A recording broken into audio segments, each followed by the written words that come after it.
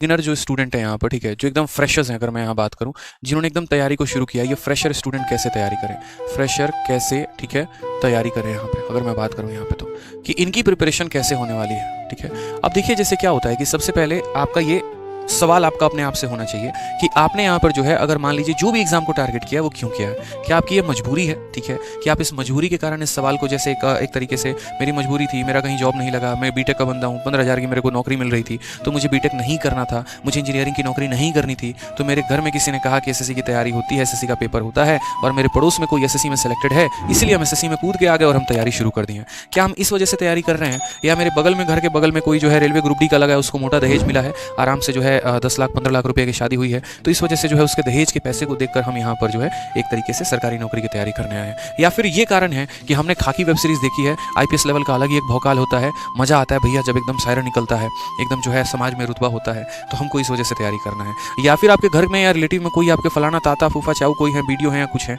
और बढ़िया एकदम 2-4 कोठी बनवा रखे हैं, अच्छा खासा 2-3 गाड़ी भी उनके दरवाजे पर खड़ी है, देखते हैं तो बहुत पैसा है, काम पर उन्हें जाना नहीं है, तो उस वजह से तैयारी करनी है। अगर आपके कुछ सपने इसमें से हैं जो सिर्फ प्रॉफिट देखकर आप उस जॉब में जा रहे हैं, तो यकीन मानिए आप बहुत गलत दिशा में जा रहे हैं, क्योंकि अडानी को भी फिर इसी दिशा में चले जाने चाहिए था। बेकार में वो जो है अपना हीरा का बिजनेस शुरू किया या कहीं पर भी जो है छोटा मोटा कोई काम किए, उन्हें भी सरकारी नौकरी की तैयारी करने की आवश्यकता थी।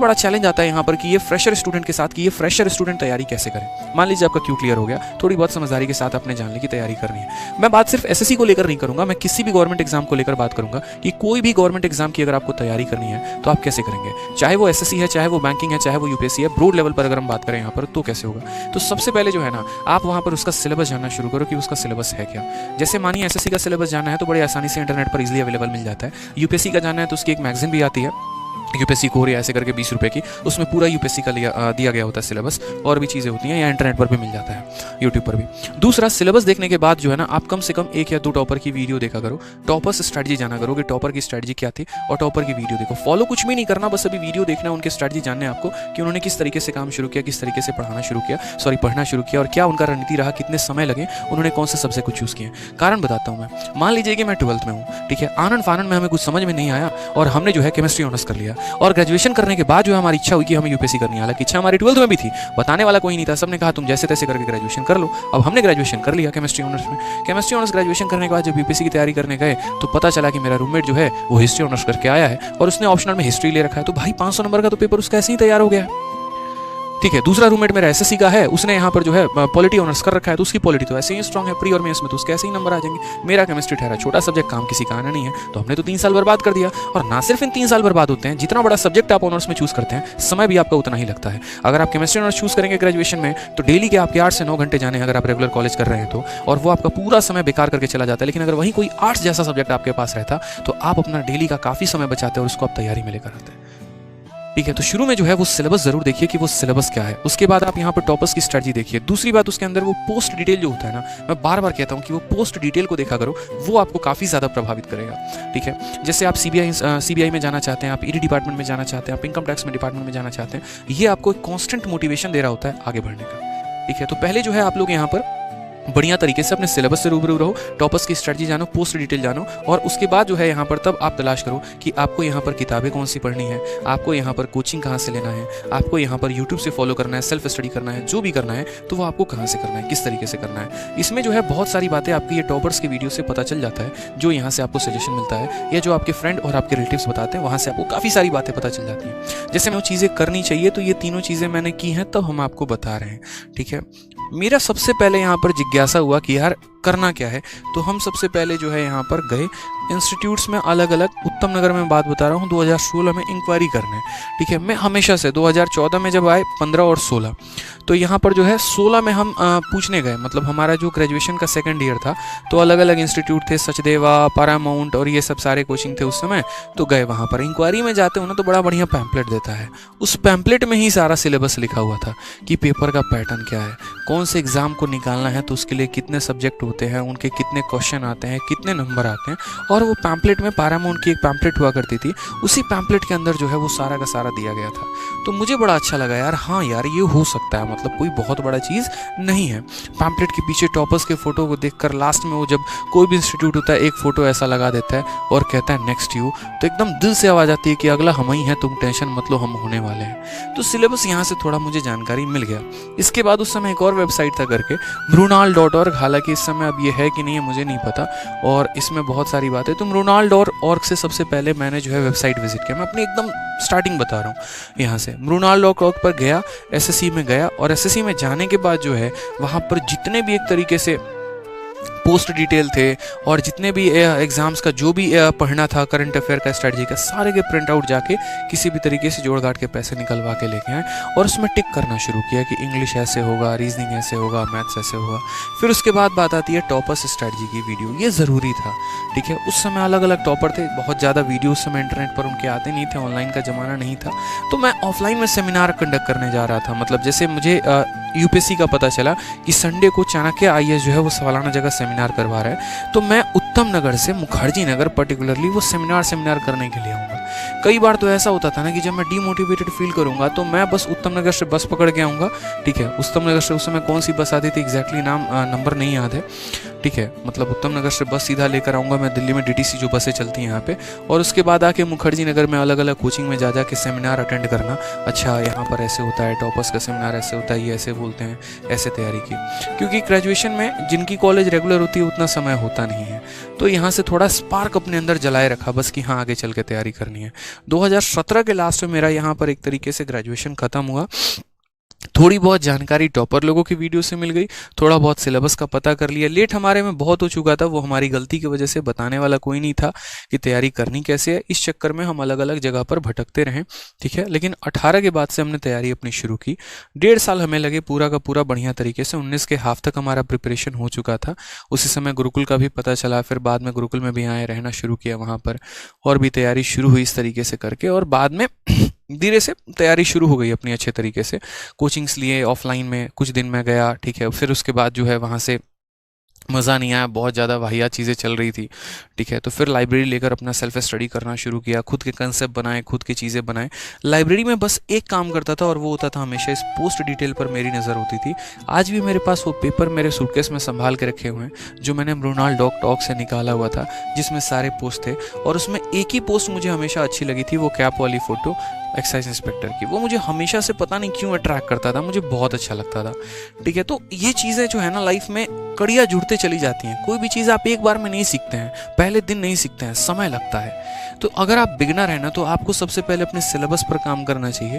टॉपर्स की स्ट्रेटजी की वीडियो देखो आप, पोस्ट डिटेल देखो आप, उसके बाद अपना कंसिडरेशन करो कि किताबें कौन सी अच्छी हैं, कोचिंग कौन सी अच्छी है, सेल्फ स्टडी कौन सी अच्छी है। मतलब पहला जो काम होना चाहिए ना, वो आपका काम होना चाहिए सर्च आउट का, कि आप सर्च आउट कर रहे हो बढ़िया तरीके से, लुकआउट कर रहे हो कि हाँ चलो देखते हैं सभी चीज़ें क्या हैं, कैसे हैं, क्या हैं, ताकि आपका एक बेस क्लियर हो सके एक तरीके से। जब घर बनाना होता है ना, तो मिट्टी डाल के जो नींव है उसको पक्का करना होता है, ताकि अगर नींव आपकी मजबूत हो गई तो उसके ऊपर कितनी भी बिल्डिंग खड़ी कर लो कोई फर्क नहीं पड़ता है।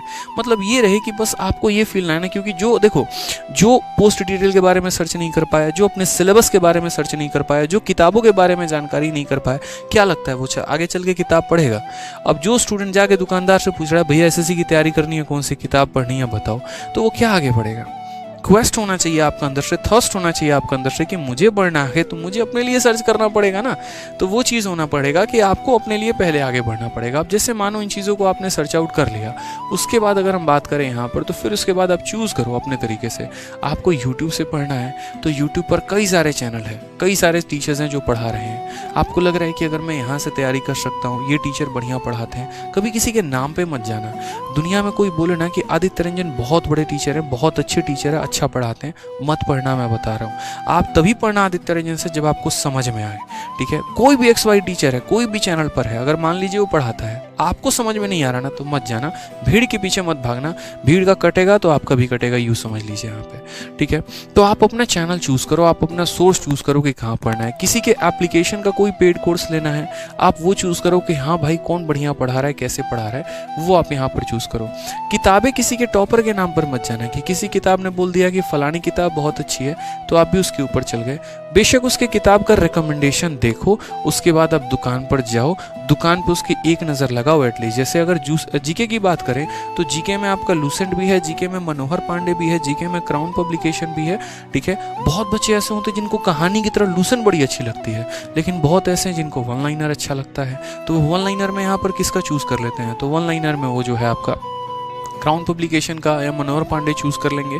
तो डिपेंड करता है कि आपका यहाँ पर जो है इंटरेस्ट किसका है। बहुत लोगों को वोकैब ट्रिक से याद करना पसंद है, तो वहीं पर बहुतों को सिर्फ रटना पसंद है, ठीक है। तो डिपेंड करता है, मार्केट में हर चीज़ अवेलेबल है। तो आप अपना पहली बात तो जो है वो पता करो कि किसने क्या क्या रिकमेंडेशंस दिए, और उसके आधार पर जो है यहाँ पर आप शुरुआत करो, ठीक है। सोर्सेस पिक करो।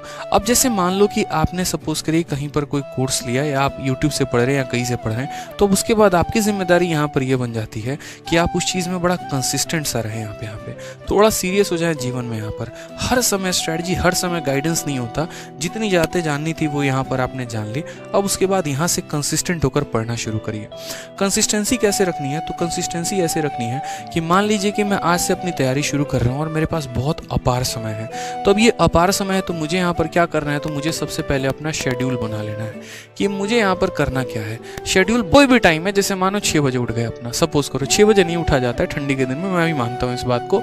मान लो आप 7 बजे से उठे, 8 बजे से भाई पढ़ना शुरू किया, ठीक है। अब एक बात बताओ, 8 बजे से सबसे पहला शुरू किया, तो 8 बजे से क्या उचित लगता है आपको, क्या पढ़ना चाहिए? खुद की मेहनत करना है एक तरीके से, या सबसे पहले मैथ उठाना शुरू करोगे? नहीं, सुबह मॉर्निंग का टाइम है।